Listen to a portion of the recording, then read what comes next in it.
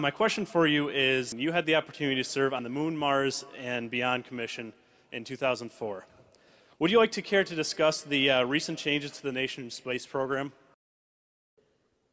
Let's start out by asking, what is NASA to us as a nation? What is NASA? If I had a nickel for every time someone said, why are we spending money up there when we have problems down here? And I think about if you're only looking down, one day the asteroid's coming, but I'm just looking down here, I'm fine. At some point, you gotta look up. In the current plan, it promotes the commercial access to low Earth orbit, a couple of 100 miles up where the space station and space shuttle goes. Low Earth orbit is no longer a space frontier. The original Space Act from 1958 says NASA needs to advance a space frontier. Low Earth orbit is to boldly go where hundreds have gone before. It's not a frontier anymore. Move NASA to the next step.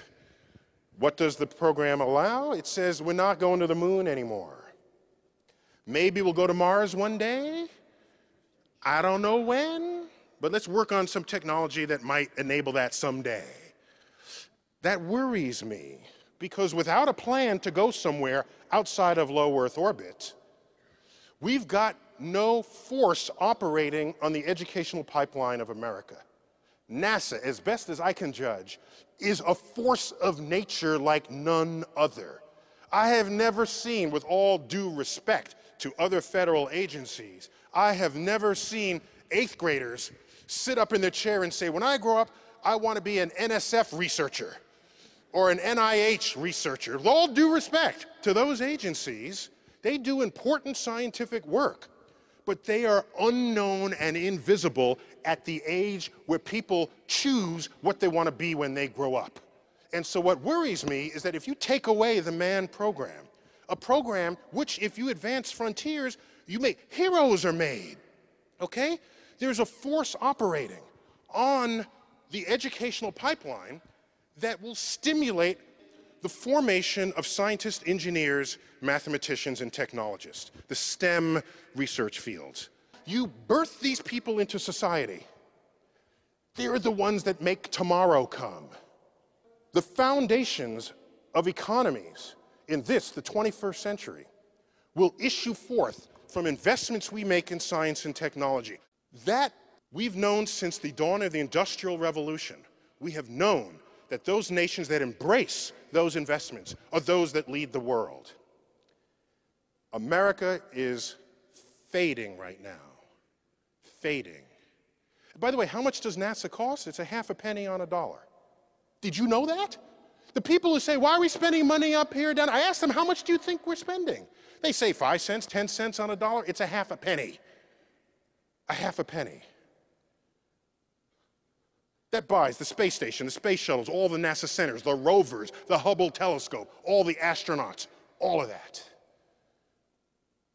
Nobody's dreaming about tomorrow anymore. NASA knows how to dream about tomorrow. If the funding can accommodate it, the funding can empower it, the funding can enable it. Yeah, you need good teachers, no doubt about it, but the teachers come and go, because I go to the next grade. Teachers can help light a flame, but I need something to keep the flame fanned.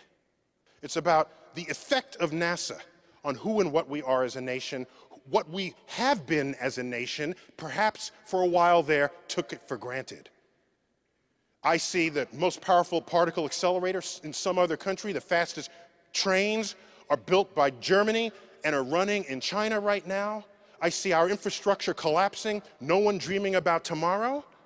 And everybody thinks they can put a Band-Aid on one problem or another. The most powerful agency on the dreams of a nation is currently underfunded to do what it needs to be doing. And that's making dreams come true. And at a half a penny on a dollar, how much would you pay for the universe?